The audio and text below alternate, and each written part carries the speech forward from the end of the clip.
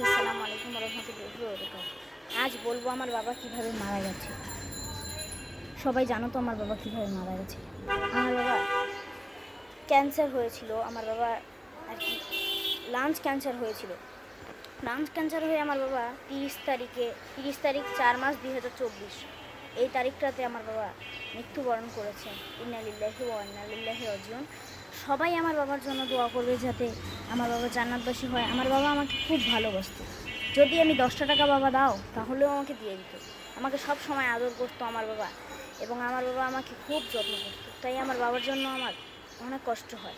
তাই অবশ্যই আমরা আমার বাবার জন্য দোয়া করবে সব সময়, আমার বাবা যাতে জান্নাতবাসী হয়। আমি আল্লাহর কাছে দোয়া করি যাতে আমার বাবা জান্নাতবাসী হয়।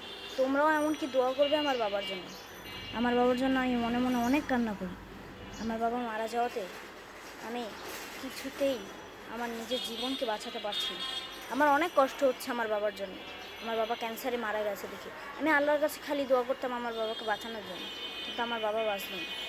সবাই আমার বাবার জন্য দোয়া করবে যাতে আমার বাবা জান্নাতবাসী হয়, এবং আমি আমার বাবার জন্য যাতে ভালোভাবে দোয়া করতে পারি এটাও দোয়া করবে। এবং আমার ফ্যামিলির সবার জন্য তোমরা দোয়া করবে, এবং আমার বাবার জন্য বিশেষ করে সবাই দোয়া করবে আমার আল্লাহ যাতে আমার বাবাকে জান্নাতবাসী করে।